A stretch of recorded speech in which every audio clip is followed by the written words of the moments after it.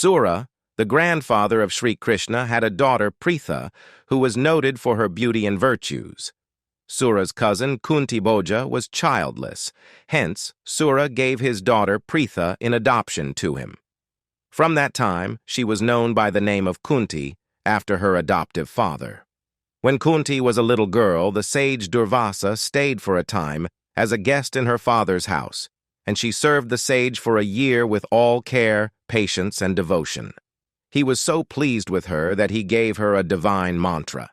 He said, "If you call upon any god repeating this mantra, he will manifest himself to you and bless you with a son equal to him in glory." Teenage Kunti became curious, wondered if the mantra would really work.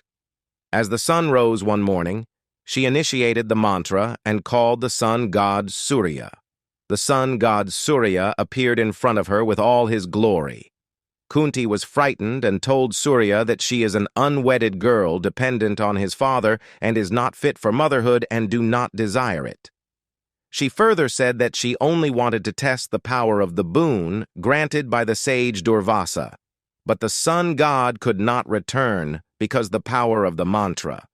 The sun god, however, reassured her that no blame shall attach to her, and after bearing his son, she will regain virginity.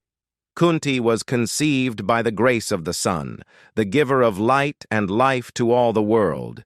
She gave birth to a baby with divine armor and earrings, and was bright and beautiful like the sun.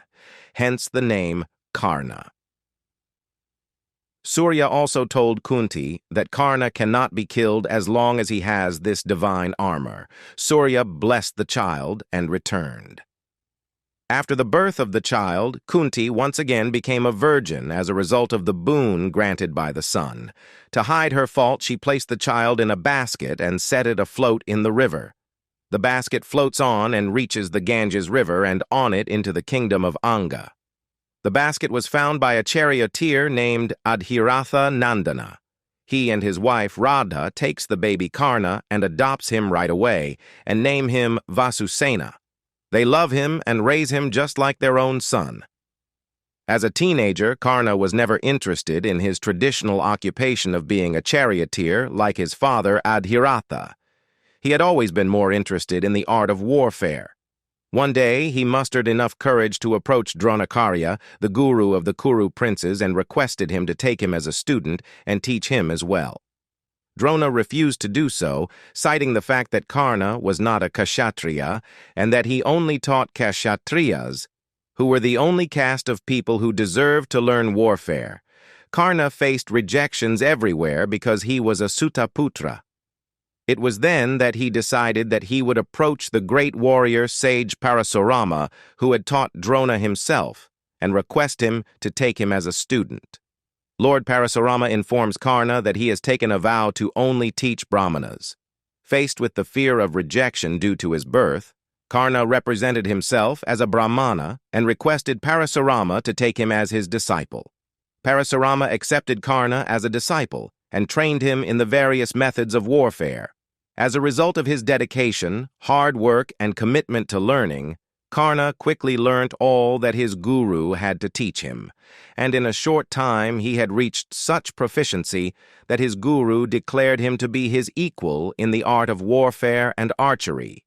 In fact, he was so overcome with joy at his pupil's efforts that he went ahead and taught him the method to invoke the elusive and extremely powerful Brahmastra. All of these events were closely being followed by Indra, Arjuna's celestial father. He had vested interests in ensuring that Karna did not become stronger or more skilled than his son Arjuna, and he was looking for an opportunity to somehow thwart Karna's efforts in this direction. One fine day, toward the end of Karna's training, he offered his lap to his teacher to have a quick nap. While Parasurama was sleeping, Indra saw an opportunity to cause some mischief. He took the form of a bee and stung Karna's thigh.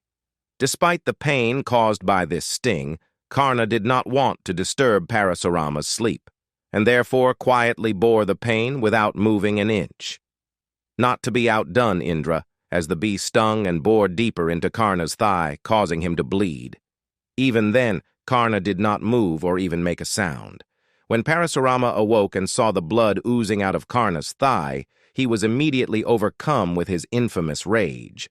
Looking at Karna, he said, "Dear pupil, you are surely not a Brahmana. Only a kshatriya can remain unmoved under such bodily torment, which causes so much physical pain. Tell me the truth." Karna's silence at this statement confirmed his guru's suspicions. Parasurama's rage overcame the love he had for his pupil, and he cursed him.